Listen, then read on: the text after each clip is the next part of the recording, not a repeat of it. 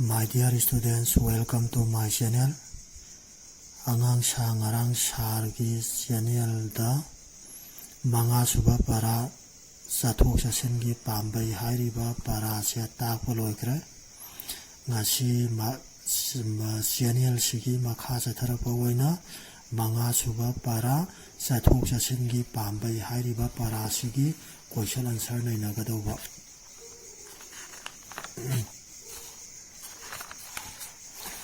Aduna angang sa nainaba page number 20 ga 4 da phagto nainaba page number 20 ga 4 question number 1 sinna khungadaba sidai da monmona yango ko angang sa monmona yango sarna question jingina dum hana gi matau gumna amumo khotang parage noigi like dum yaurabanina aduga pakhum jingina anira dum haira ge ko mona yango angja nainaba question number 1 sinna khungadaba kokta taibang mina saukhatringaida ahanbada kamdauna satlambage haiba question number 1 gi kokse masigi pakhumda taibang mina saukhatringaida ahanbada sagumna makhong makhut marina satlami haina khungadaba amuka hana haige ko pakhumje taibang mina saukhatringaida ahanbada sagumna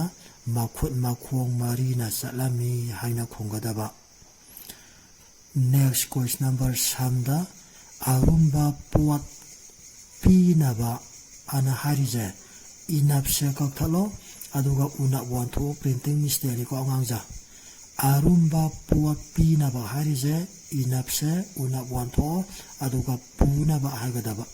amuka hage ko arumba pot punaba ahanba upaidu karino haiba samgi pakhumda arumba pot punaba ahanba upaidu di mariang banda thongatuna pubani haina khungadauba amuka hana hage ko arumba pot punaba ahanba upaidu di mariang banda thongatuna pubani haina khungadaba. Question number laida train haibasi karino haiba question number laigi pakhumda train haibasi athapa maphamda mi amadi arumba pochai putho pusin taubada sijinaba engine panba gari amani haina khungadaba amuka haige ko laigi pakhum train haibasi athapa maphamda mi amadi arumba pochai putho pusin taubada sijinaba engine panba gari amani haina khungadaba gyan tari ko ngangja hauji question number 1 gi lai gi pakhum haigre makha sathara pawaina question number mid question number mid ta jahasna kadai da satpage haiba pakhumda jahasna achauba isingi ipakta chatli haina khungadaba question number mid pakhum amu hana haige ko jahasna achauba isingi ipakta chatli haina khungadaba question number pada aeroplane kadai da paibage question number pakhum aeroplane atia da pai amuka hana haige question number pakhum aeroplane atia da pai haina khungadaba question number 1 china khungadaba gi aroiba question da prithvi asi laikai amaga sangdamnariba karigino haiba question number na gi pakhumda prithvi asi laikai amaga sangdamnariba gi maramdi saukhalakpagi matung ina sathok sasengi pambai kaya angakpa phangna huangle pambai sing asigi matiang nani haina khungadaba amuka haige ko question number na pakhum prithvi asi laikai amaga sangdamnaribagi maramdi saukhalakpagi matung ina sathok sasengi pambai kaya angakpa phangna huangle pambai sing asigi matiang nani haina khungadaba ꯃꯁꯤꯒ ꯂꯣꯏꯅꯅ question number 1 ꯆꯤꯟꯅ ꯈꯨꯝꯒꯗꯕꯒꯤ question answer ꯅꯩꯅꯕ ꯂꯣꯏꯔꯦ ꯃꯊꯪ question number 2 ꯏꯔꯒ ꯈꯨꯝꯒꯗꯕ question number 2 ꯏꯔꯒ ꯈꯨꯝꯒꯗꯕꯒꯤ ꯀꯣꯛꯇ ꯇꯥꯏꯕꯪ ꯃꯤꯅ ꯆꯥꯎꯈꯠꯇ꯭ꯔꯤꯉꯩꯗ ꯑꯔꯨꯝꯕ ꯄꯣꯠꯁꯤꯡ ꯀꯔꯝꯅ ꯄꯨꯊꯣꯛ ꯄꯨꯁꯤꯟ ꯇꯧꯔꯝꯕꯒꯦ ꯍꯥꯏꯕ ꯀ꯭ꯋꯦꯁꯟ ꯅꯝꯕꯔ 2 ꯀꯣꯛ ꯄꯥꯎꯈꯨꯝ ꯇꯥꯏꯕꯪ ꯃꯤꯅ ꯆꯥꯎꯈꯠꯇ꯭ꯔꯤꯉꯩꯗ ꯑꯔꯨꯝꯕ ꯄꯣꯠꯁꯤꯡ ꯍꯨꯏ ꯁꯖꯤ ꯁꯟ ꯏꯔꯣꯏꯅꯆꯤꯡꯕꯗ ꯀꯥꯡꯄꯣꯠ ꯆꯤꯡꯍꯟꯗꯨꯅ ꯄꯨꯊꯣꯛ ꯄꯨꯁꯤꯟ ꯇꯧꯔꯝꯃꯤ ꯍꯥꯏꯅ ꯈꯨꯝꯒꯗꯕ ꯑꯃꯨꯛꯀ ꯍꯥꯏꯒꯦꯀꯣ ꯀ꯭ꯋꯦꯁꯟ ꯅꯝꯕꯔ 2 ꯀꯣꯛ ꯄꯥꯎꯈꯨꯝ ꯇꯥꯏꯕꯪ ꯃꯤꯅ ꯆꯥꯎꯈꯠꯇ꯭ꯔꯤꯉꯩꯗ ꯑꯔꯨꯝꯕ ꯄꯣꯠꯁꯤꯡ ꯍꯨꯏ ꯁꯖꯤ ꯁꯟ ꯏꯔꯣꯏꯅꯆꯤꯡꯕꯗ ꯀꯥꯡꯄꯣꯠ ꯆꯤꯡꯍꯟꯗꯨꯅ ꯄꯨꯊꯣꯛ ꯄꯨꯁꯤꯟ ꯇꯧꯔꯝꯃꯤ ꯍꯥꯏꯅ ꯈꯨꯝꯒꯗꯕ ꯀ꯭ꯋꯦꯁꯟ ꯅꯝꯕꯔ 3 ꯏꯟꯖꯤꯟ ꯄꯥꯟꯕ ꯒꯥꯔꯤꯅ ꯇꯥꯏꯕꯪ ꯃꯤꯑꯣꯏꯕꯗ ꯀꯔꯤ ꯀꯔꯤ ꯀꯥꯟꯅꯕ ꯄꯤꯕꯒꯦ ꯍꯥꯏꯕ ꯀ꯭ꯋꯦꯁꯟ ꯅꯝꯕꯔ 2 ꯁꯝ ꯄꯥꯎꯈꯨꯝ ꯍꯥꯏꯔꯛꯀꯦꯀꯣ ꯏꯟꯖꯤꯟ ꯄꯥꯟꯕ ꯒꯥꯔꯤꯅ ꯇꯥꯏꯕꯪ ꯃꯤꯑꯣꯏꯕꯗ ꯄꯤꯔꯤꯕ ꯀꯥꯟꯅꯕꯗꯤ ꯃꯇꯝ ꯆꯪꯗꯅ ꯑꯊꯥꯞꯄꯗ ꯆꯠꯄ ꯑꯃꯗꯤ ꯑꯔꯨꯝꯕ ꯄꯣꯠꯆꯩ ꯄꯨꯕ ꯌꯥꯔꯦ ꯍꯥꯏꯅ ꯈꯨꯝꯒꯗꯕ ꯁꯝꯒꯤ ꯄꯥꯎꯈꯨꯝ ꯑꯃꯨꯛ ꯍꯟꯅ ꯍꯥꯏꯒꯦꯀꯣ ꯏꯟꯖꯤꯟ ꯄꯥꯟꯕ ꯒꯥꯔꯤꯅ ꯇꯥꯏꯕꯪ ꯃꯤꯑꯣꯏꯕꯗ ꯄꯤꯔꯤꯕ ꯀꯥꯟꯅꯕꯗꯤ ꯃꯇꯝ ꯆꯪꯗꯅ ꯑꯊꯥꯞꯄꯗ ꯆꯠꯄ ꯑꯃꯗꯤ ꯑꯔꯨꯝꯕ ꯄꯣꯠꯆꯩ ꯄꯨꯕ ꯌꯥꯔꯦ ꯍꯥꯏꯅ ꯈꯨꯝꯒꯗꯕ ꯅꯦꯛꯁ ꯀ꯭ꯋꯦꯁꯟ ꯅꯝꯕꯔ ꯂꯥꯏꯗ ꯈ꯭ꯋꯥꯏꯗꯒꯤ ꯌꯥꯡꯕ ꯐ꯭ꯔꯥꯟꯁꯀꯤ ꯇ꯭ꯔꯦꯟ ꯄꯨꯡꯗ ꯀꯤꯂꯣꯃꯤꯇꯔ ꯀꯌꯥ ꯊꯧꯕ ꯉꯝꯕꯒꯦ ꯍꯥꯏꯕ ꯀ꯭ꯋꯦꯁꯟ ꯅꯝꯕꯔ ꯂꯥꯏ ꯄꯥꯎꯈꯨꯝ ꯈ꯭ꯋꯥꯏꯗꯒꯤ ꯌꯥꯡꯕ ꯐ꯭ꯔꯥꯟꯁꯀꯤ ꯇ꯭ꯔꯦꯟꯅ ꯄꯨꯡꯗ ꯀꯤꯂꯣꯃꯤꯇꯔ 515 ꯌꯥꯡꯅ ꯊꯧꯕ ꯉꯝꯂꯦ ꯍꯥꯏꯅ ꯈꯨꯝꯒꯗꯕ ꯑꯃꯨꯛꯀ ꯍꯥꯏꯒꯦꯀꯣ ꯀ꯭ꯋꯦꯁꯟ ꯅꯝꯕꯔ ꯂꯥꯏ ꯄꯥꯎꯈꯨꯝ ꯈ꯭ꯋꯥꯏꯗꯒꯤ ꯌꯥꯡꯕ ꯐ꯭ꯔꯥꯟꯁꯀꯤ ꯇ꯭ꯔꯦꯟꯅ ꯄꯨꯡꯗ ꯀꯤꯂꯣꯃꯤꯇꯔ 515 ꯌꯥꯡꯅ ꯊꯧꯕ ꯉꯝꯂꯦ ꯍꯥꯏꯅ ꯈꯨꯝꯒꯗꯕ ꯀ꯭ꯋꯦꯁꯟ ꯅꯝꯕꯔ ꯃꯤꯠꯇ ꯖꯍꯥꯖ ꯄꯨꯊꯣꯛꯇ꯭ꯔꯤꯉꯩꯗ ꯃꯤꯑꯣꯏꯕꯅ ꯀꯔꯝꯅ ꯏꯁꯤꯡꯒꯤ ꯏꯄꯥꯛ ꯂꯥꯟꯗꯨꯅ ꯆꯠꯅꯔꯝꯕꯒꯦ ꯍꯥꯏꯕ ꯀ꯭ꯋꯦꯁꯟ ꯅꯝꯕꯔ ꯃꯤꯠꯀꯤ ꯄꯥꯎꯈꯨꯝꯗ ꯖꯍꯥꯖ ꯄꯨꯊꯣꯛꯇ꯭ꯔꯤꯉꯩꯗ ꯃꯤꯑꯣꯏꯕꯅ ꯏꯁꯤꯡꯒꯤ ꯏꯄꯥꯛ ꯂꯥꯟꯗꯨꯅ ꯆꯠꯅꯔꯝꯕꯁꯤꯡꯗꯨꯗꯤ ꯎꯗ ꯀꯣꯜꯂꯒ ꯇꯥꯎꯊꯔꯝꯃꯤ ꯎꯒꯤ ꯋꯥꯒꯤ ꯎꯉꯥꯝ ꯇꯣꯡꯂꯒ ꯍꯣꯟꯗꯨꯅ ꯆꯠꯅꯔꯝꯃꯤ ꯑꯃꯗꯤ ꯎꯒꯤ ꯃꯕꯨꯛ ꯍꯣꯠꯇꯣꯛꯂꯒ ꯍꯤ ꯁꯥꯗꯨꯅ ꯆꯠꯅꯔꯝꯃꯤ ꯍꯥꯏꯔꯤꯕꯁꯤꯡꯁꯤꯅꯤ ꯀ꯭ꯋꯦꯁꯟ ꯅꯝꯕꯔ ꯃꯤꯠ ꯄꯥꯎꯈꯨꯝ ꯑꯃꯨꯛꯀ ꯍꯥꯏꯒꯦꯀꯣ ꯖꯍꯥꯖ ꯄꯨꯊꯣꯛꯇ꯭ꯔꯤꯉꯩꯗ ꯃꯤꯑꯣꯏꯕꯅ ꯏꯁꯤꯡꯒꯤ ꯏꯄꯥꯛ ꯂꯥꯟꯗꯨꯅ ꯆꯠꯅꯔꯝꯕꯁꯤꯡꯗꯨꯗꯤ ꯎꯗ ꯀꯣꯜꯂꯒ ꯇꯥꯎꯊꯔꯝꯃꯤ ꯎꯒꯤ ꯋꯥꯒꯤ ꯎꯉꯥꯝ ꯇꯣꯡꯂꯒ ꯍꯣꯟꯗꯨꯅ ꯆꯠꯅꯔꯝꯃꯤ ꯑꯃꯗꯤ ꯎꯒꯤ ꯃꯕꯨꯛ ꯍꯣꯠꯇꯣꯛꯂꯒ ꯍꯤ ꯁꯥꯗꯨꯅ ꯆꯠꯅꯔꯝꯃꯤ ꯍꯥꯏꯔꯤꯕꯁꯤꯡꯁꯤꯅꯤ ꯍꯥꯏꯅ ꯈꯨꯝꯒꯗꯕ ꯀ꯭ꯋꯦꯁꯟ ꯅꯝꯕꯔ ꯃꯤꯠ ꯂꯣꯏꯅꯅ ꯀ꯭ꯋꯦꯁꯟ ꯅꯝꯕर 2 ꯏꯔꯒ ꯈꯨꯝꯒꯗꯕꯒꯤ ꯑꯔꯣꯏꯕ ꯀ꯭ꯋꯦꯁꯟ ꯅꯝꯕꯔ ꯄꯥꯗ ꯀ꯭ꯋꯦꯁꯟ ꯅꯝꯕꯔ ꯄꯥꯗ ꯂꯩꯔꯦ ꯑꯦꯔꯣꯄ꯭ꯂꯦꯟ ꯄꯨꯊꯣꯛꯄ ꯑꯃꯦꯔꯤꯀꯥꯒꯤ ꯃꯤꯁꯛꯁꯤꯡ ꯑꯗꯨ ꯀꯅꯥ ꯀꯅꯥꯅꯣ ꯍꯥꯏꯕ ꯀ꯭ꯋꯦꯁꯟꯁꯤꯒꯤ ꯄꯥꯎꯈꯨꯝ ꯑꯣꯏꯅ ꯑꯦꯔꯣꯄ꯭ꯂꯦꯟ ꯄꯨꯊꯣꯛꯄ ꯑꯃꯦꯔꯤꯀꯥꯒꯤ ꯃꯤꯁꯛꯁꯤꯡ ꯑꯗꯨꯗꯤ ꯔꯥꯏꯠ ꯃꯆꯤꯟ ꯃꯅꯥꯎꯅꯤ ꯍꯥꯏꯅ ꯈꯨꯝꯒꯗꯕ ꯀ꯭ꯋꯦꯁꯟ ꯅꯝꯕꯔ ꯄꯥꯎꯈꯨꯝ ꯑꯦꯔꯣꯄ꯭ꯂꯦꯟ ꯄꯨꯊꯣꯛꯄ ꯑꯃꯦꯔꯤꯀꯥꯒꯤ ꯃꯤꯁꯛꯁꯤꯡ ꯑꯗꯨꯗꯤ ꯔꯥꯏꯠꯃꯆꯤꯟ ꯃꯅꯥꯎꯅꯤ ꯍꯥꯏꯅ ꯈꯨꯝꯒꯗꯕ ꯃꯁꯤꯒ ꯂꯣꯏꯅꯅ ꯃꯉꯥꯁꯨꯕ ꯄꯔꯥꯒꯤ ꯀ꯭ꯋꯦꯁꯟ ꯑꯟꯁꯔ ꯅꯩꯅꯕ ꯍꯥꯏꯕꯗꯤ ꯀ꯭ꯋꯦꯁꯟ ꯅꯝꯕꯔ 1 ꯆꯤꯟꯅ ꯈꯨꯝꯒꯗꯕ ꯑꯃꯁꯨꯡ ꯀ꯭ꯋꯦꯁꯟ ꯅꯝꯕꯔ 2 ꯏꯔꯒ ꯈꯨꯝꯒꯗꯕ ꯃꯇꯥꯡ ꯁꯤꯗꯩꯗ ꯂꯣꯏꯔꯦ ꯑꯗꯨꯅ ꯃꯊꯪꯒꯤ ꯄꯦꯖ ꯅꯝꯕꯔ 20 ꯄꯦꯖ ꯅꯝꯕꯔ 25 ꯂꯣꯜ ꯅꯩꯅꯕꯗ ꯑꯃꯨꯛ ꯌꯦꯡꯁꯤꯀꯣ ꯑꯉꯥꯡꯖꯥ ꯂꯣꯜ ꯅꯩꯅꯕꯒꯤ ꯀꯣꯛꯇ ꯄꯤꯔꯦ ꯄꯥꯎ ꯑꯗꯨꯒ ꯈꯪꯖꯤꯜꯂꯨ ꯍꯥꯏꯔꯤꯕꯁꯦ ꯃꯨꯟꯅ ꯌꯦꯡꯉꯣꯀꯣ ꯁꯥꯔ ꯄꯥꯔꯛꯀꯦ ꯑꯗꯨꯒ ꯀꯣꯏꯁꯟꯅ ꯀꯔꯝꯍꯥꯏꯅ ꯍꯪꯕ ꯌꯥꯕ ꯍꯥꯏꯕꯗꯣ ꯃꯨꯟꯅ ꯌꯦꯡꯁꯤ ꯀꯣꯏꯁꯟ ꯅꯝꯕꯔ ꯀꯣꯛ ꯄꯥꯎ ꯑꯗꯨꯒ ꯈꯪꯖꯤꯜꯂꯨ ꯒꯨꯟ ꯐꯣꯡꯗꯣꯛꯄ ꯋꯥꯍꯩ ꯈꯨꯗꯤꯡꯃꯛ ꯃꯑꯣꯡ ꯑꯅꯤ ꯊꯣꯛꯅ ꯆꯥꯡꯗꯝꯅꯕ ꯌꯥꯏ ꯍꯥꯏꯕ ꯑꯃꯨꯛꯀ ꯍꯥꯏꯒꯦꯀꯣ ꯒꯨꯟ ꯐꯣꯡꯗꯣꯛꯄ ꯋꯥꯍꯩ ꯈꯨꯗꯤꯡꯃꯛ ꯃꯑꯣꯡ ꯑꯅꯤ ꯊꯣꯛꯅ ꯆꯥꯡꯗꯝꯅꯕ ꯌꯥꯏ ꯑꯅ ꯍꯥꯏꯕ ꯀꯣ ꯍꯌꯦꯡ ꯈꯨꯗꯝ ꯄꯤꯌꯨꯅꯁꯨ ꯂꯥꯛꯀꯗꯣꯏꯅꯤꯀꯣ ꯑꯗꯣ ꯃꯊꯪ ꯍꯥꯏꯔꯛꯑꯒꯦ ꯃꯨꯟꯅ ꯇꯥꯔꯁꯤꯀꯣ ꯃꯁꯤꯗꯩꯗ ꯍꯪꯕ ꯌꯥꯕ ꯀꯣꯏꯁꯟꯗꯤ ꯒꯨꯟ ꯐꯣꯡꯗꯣꯛꯄ ꯋꯥꯍꯩ ꯈꯨꯗꯤꯡꯃꯛ ꯃꯑꯣꯡ ꯀꯌꯥ ꯊꯣꯛꯅ ꯆꯥꯡꯗꯝꯅꯕ ꯌꯥꯕꯒꯦ ꯍꯥꯏꯅ ꯍꯪꯒꯗꯧꯕ ꯀꯣꯏꯁꯟ ꯑꯣꯏꯅ ꯂꯥꯛꯄ ꯃꯇꯝꯗ ꯑꯃꯨꯛꯀ ꯍꯥꯏꯔꯛꯀꯦꯀꯣ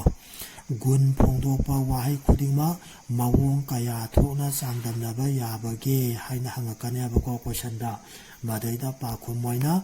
ꯒꯨꯟ ꯐꯣꯡꯗꯣꯛꯄ ꯋꯥꯍꯩ ꯈꯨꯗꯤꯡꯃꯛ ꯃꯑꯣꯡ ꯑꯅꯤ ꯊꯣꯛꯅ ꯆꯥꯡꯗꯝꯅꯕ ꯌꯥꯏ ꯍꯥꯏꯗꯅ ꯃꯁꯤ ꯈꯨꯝꯒꯗꯧꯕ ꯈꯨꯗꯝ ꯄꯤꯌꯨꯅ ꯍꯥꯏꯕꯗꯅ ꯈꯨꯗꯝꯗꯤ ꯃꯈꯥꯗ ꯂꯥꯛꯑꯅꯤ ꯑꯗꯨꯅ ꯈꯨꯗꯝꯁꯤꯡꯁꯦ ꯃꯨꯟꯅ ꯌꯦꯡꯁꯤꯀꯣ ꯑꯉꯥꯡꯁꯦ ꯈꯨꯗꯝꯒꯤ ꯃꯇꯥꯡꯗ ꯑꯩꯈꯣꯏꯒꯤ ꯆꯥꯡꯗꯝꯅꯔꯤꯕ ꯋꯥꯍꯩ ꯍꯥꯏꯕ ꯑꯃ ꯂꯩꯔꯦ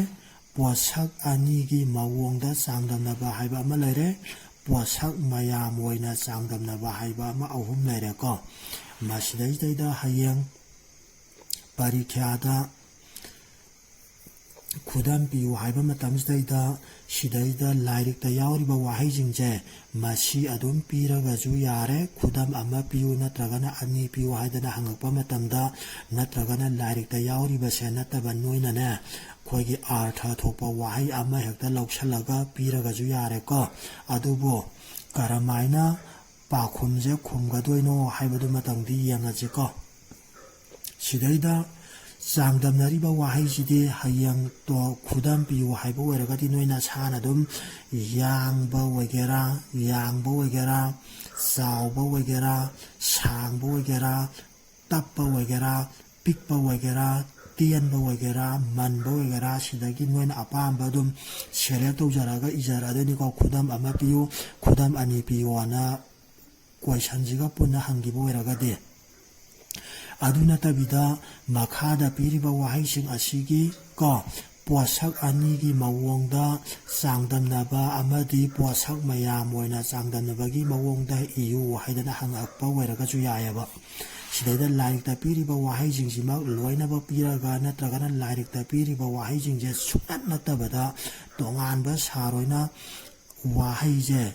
ꯁꯦꯝꯃꯒ ꯄꯤꯔꯛꯑꯒꯁꯨ ꯌꯥꯏꯑꯕ ꯑꯗꯨꯕꯨ ꯂꯥꯏꯔꯤꯛꯇ ꯌꯥꯎꯔꯤꯕ ꯋꯥꯍꯩꯁꯤꯕꯨ ꯑꯣꯏꯔꯒꯁꯨ ꯅꯠꯇ꯭ꯔꯒꯅ ꯁꯥꯔ ꯑꯣꯏꯅ ꯇꯣꯉꯥꯟꯅ ꯁꯦꯝꯃꯒ ꯄꯤꯔꯛꯄ ꯃꯌꯦꯛ ꯋꯥꯍꯩ ꯑꯣꯏꯔꯒꯁꯨ ꯑꯣꯏꯅꯤꯡꯕ ꯑꯣꯏꯁꯅꯨ ꯄꯥꯈꯨꯝꯗꯤ ꯆꯞ ꯃꯥꯟꯅꯩ ꯄꯥꯈꯨꯝꯗꯣ ꯀꯔꯝꯍꯥꯏꯅ ꯈꯨꯝꯒꯗꯕ ꯄꯥꯈꯨꯝꯅꯣ ꯍꯥꯏꯕꯗꯣ ꯍꯥꯏꯔꯛꯑꯒꯦ ꯄꯤꯔꯛꯑꯒꯦ ꯃꯨꯟꯅ ꯌꯦꯡꯉꯣ ꯃꯨꯟꯅ ꯇꯥꯔꯣꯀꯣ ꯑꯉꯥꯡꯁꯦ ꯍꯌꯦꯡ ꯂꯥꯏꯔꯤꯛꯇ ꯌꯥꯎꯔꯝꯃꯤꯕ ꯋꯥꯍꯩꯁꯤꯡꯁꯤꯕꯨ ꯑꯣꯏꯔꯕꯁꯨ ꯅꯠꯇ꯭ꯔꯒꯅ ꯁꯥꯔ ꯑꯣꯏꯅ ꯑꯇꯣꯞꯄ ꯋꯥꯍꯩ ꯁꯦꯝꯃꯒ ꯄꯤꯔꯛꯑꯒꯁꯨꯅꯦ ꯄꯣꯠꯁꯛ ꯑꯅꯤꯒꯤ ꯃꯑꯣꯡꯗ ꯆꯥꯡꯗꯝꯅꯕꯗꯗꯤꯅꯦ ꯄꯤꯔꯝꯃꯤꯕ ꯋꯥꯍꯩꯗꯨꯒꯤ ꯃꯃꯥꯡꯗꯨꯗ ꯍꯥꯏꯕꯗꯤ ꯑꯗꯨꯝ ꯀꯣꯏꯁꯟꯗ ꯌꯥꯎꯔꯤꯕ ꯋꯥꯍꯩꯗꯣ ꯑꯗꯨꯝ ꯑꯣꯏꯔꯗꯧꯕꯅꯤ ꯅꯣꯏꯅ ꯋꯥꯍꯩ ꯁꯦꯝꯗꯣꯛꯄ ꯌꯥꯗꯦꯀꯣ ꯀꯣꯏꯁꯟꯗ ꯄꯤꯔꯤꯕ ꯋꯥꯍꯩꯗꯨꯒꯤ ꯃꯃꯥꯡꯗꯩꯗ ꯈꯔ ꯍꯥꯏꯔꯤꯕ ꯋꯥꯍꯩꯁꯦ ꯑꯗꯨꯝ ꯍꯥꯞꯆꯤꯜꯂꯒꯅꯦ ꯄꯣꯠꯁꯛ ꯑꯅꯤꯒꯤ ꯃꯑꯣꯡꯗ ꯆꯥꯡꯗꯝꯅꯕꯁꯦ ꯑꯗꯨꯝ ꯑꯣꯏꯔꯅꯦꯕ ꯒ꯭ꯌꯥꯟ ꯇꯥꯏꯀꯣ ꯀꯣꯏꯁꯟꯗ ꯄꯤꯔꯤꯕ ꯋꯥꯍꯩꯗꯣ ꯑꯗꯨꯒꯤ ꯃꯃꯥꯡꯁꯤꯗꯩꯗ ꯈꯔ ꯍꯥꯏꯔꯤꯕ ꯋꯥꯍꯩꯁꯦ ꯍꯥꯞꯆꯤꯜꯂꯒꯅꯦ ꯄꯣꯠꯁꯛ ꯑꯅꯤꯒꯤꯃꯑꯣꯡꯗ ꯆꯥꯡꯗꯝꯅꯕ ꯋꯥꯍꯩ ꯑꯗꯨꯝ ꯑꯣꯏꯔꯗꯣꯏꯅꯦꯕ ꯑꯗꯨꯒ ꯄꯣꯠꯁꯛ ꯃꯌꯥꯝ ꯑꯣꯏꯅ ꯆꯥꯡꯗꯝꯅꯕꯒꯤ ꯃꯇꯥꯡꯗꯅꯅꯦ ꯈ꯭ꯋꯥꯏꯗꯒꯤ ꯍꯥꯏꯔꯤꯕ ꯋꯥꯍꯩꯁꯦ ꯍꯥꯞꯆꯤꯜꯂꯀꯥꯟꯗꯅꯦ ꯄꯣꯠꯁꯛ ꯃꯌꯥꯝ ꯑꯣꯏꯅ ꯆꯥꯡꯗꯝꯅꯕ ꯑꯣꯏꯒꯗꯣꯏꯅꯦꯕ ꯁꯤꯒꯤ ꯄꯣꯠꯁꯛ ꯃꯌꯥꯝ ꯑꯣꯏꯅ ꯆꯥꯡꯗꯝꯅꯕꯁꯤꯁꯨ ꯀꯣꯏꯁꯟꯗ ꯄꯤꯔꯤꯕ ꯋꯥꯍꯩꯗꯣ ꯑꯗꯨꯒꯤ ꯃꯃꯥꯡꯃꯛꯇꯗ ꯑꯗꯨꯝ ꯈ꯭ꯋꯥꯏꯗꯒꯤ ꯍꯥꯏꯔꯤꯕ ꯋꯥꯍꯩꯁꯦ ꯍꯥꯞꯄꯅꯦꯕꯀꯣ ꯈ꯭ꯋꯥꯏꯗꯒꯤ ꯍꯥꯏꯔꯤꯕ ꯋꯥꯍꯩꯁꯦ ꯍꯥꯞꯄꯅꯤ ꯑꯗꯨꯗꯨꯒ ꯄꯣꯠꯁꯛ ꯃꯌꯥꯝ ꯑꯣꯏꯅ ꯆꯥꯡꯗꯝꯅꯕ ꯑꯣꯏꯒꯗꯣꯏꯕ ꯒ꯭ꯌꯥꯟ ꯇꯥꯔꯦꯀꯣ ꯑꯉꯥꯡꯁꯦ ꯑꯗꯨꯅ ꯑꯃꯨꯛꯀ ꯍꯟꯅ ꯍꯥꯏꯒꯦ ꯑꯗꯨꯅ ꯄꯣꯠꯁꯦ ꯄꯤꯔꯝꯃꯤꯕ ꯋꯥꯍꯩꯁꯤꯡꯗꯣ ꯑꯗꯨꯒꯤ ꯃꯃꯥꯡꯗꯩꯗꯅ ꯈꯔ ꯍꯥꯏꯔꯤꯕ ꯋꯥꯍꯩꯁꯦ ꯍꯥꯞꯄꯒꯅ ꯄꯣꯠ ꯑꯅꯤꯒꯤ ꯃꯑꯣꯡꯗ ꯆꯥꯡꯗꯝꯅꯕ ꯑꯣꯏꯒꯗꯣꯏꯕ ꯑꯗꯨꯒ ꯈ꯭ꯋꯥꯏꯗꯒꯤ ꯍꯥꯞꯄꯒꯅ ꯄꯣꯠ ꯃꯌꯥꯝ ꯑꯣꯏꯅ ꯆꯥꯡꯗꯝꯅꯕ ꯑꯣꯏꯒꯗꯣꯏꯕ ꯒ꯭ꯌꯥꯟ ꯇꯥꯔꯅꯤ ꯑꯉꯥꯡꯁꯦ ꯈꯨꯝꯕ ꯍꯩꯔꯅꯤꯀꯣ ꯄꯩꯈꯥꯗ ꯒ꯭ꯌꯥꯟ ꯇꯥꯔꯦꯅ ꯂꯧꯔꯒꯦꯀꯣ ꯑꯗꯨ ꯑꯣꯏꯔꯒꯗꯤ ꯍꯧꯖꯤꯛ ꯃꯈꯥ ꯆꯠꯊꯔꯛꯄ ꯑꯣꯏꯅ ꯃꯊꯪꯒꯤ ꯄꯦꯖ ꯅꯝꯕꯔ 26ꯇ ꯑꯃꯨꯛ ꯌꯦꯡꯁꯤꯀꯣ ꯑꯉꯥꯡꯁꯦ page number 26 26다주 구담 비례거 나사이 하이그래 거 아무튼 바꿨게거 군 봉독바 와하이 쿠딩막다 거 mawong kaya thokna sangdamnaba yabage khudam piu haiba matamda ngasaigido gun phongdokpa wahai khudingmak mawong ani thokna sangdamnaba yai khudam hairaga ko sangdamnariba wahai tharani aduga sidaida piriba yangba wegera sauba wegera sangba wegera tappa wegera pikpa wegera tienba wegera manba wegera sidagi noina launingba wahai ama lauraga posak anigi mawongda changdamnabadana khara hapiro mamangda aduga posak mayam oina changdamnabadana khwaidagi haiba wahija hapiro aduga loireba aduga hauji lakadoribasna wahai parengda mulapa gadaiko sijo hayang lairikta piriba wahai jingje oiba yai natragana lairikta piriba wahai je natragajo sarona wahai je ama hekta lauksalakani ko wahai je ama hekta lauraga makhada piriba wahai asi ko makhada piriba wahai asi posak anigi mawongda changdamnaba amasung posak mayam oina changdamnabagi mawongdu wahai pareng oina piyuona harakadeba amuka harakeko makhada piriba wahai natragana wahai sing asi posak anigi mawongda changdamnaba amasung posak mayam oina changdamnabagi mawongda iyu haidana sarona wahai ama natragana wahai khara pirakane abako aduna pirai ba wahai dugi matungina ko lairikta piriba jadum parage ko aduga dum noina sengtokpadi laredana khara yangba kar khwaidagi yangba kar salaire ko ado sidaida noina lairikta piriba wahai jingje natragajo noina sengtokningba wahai artha thokpa wahai ama hekta iro yayaba kedare ko sidaida pirije yangba ko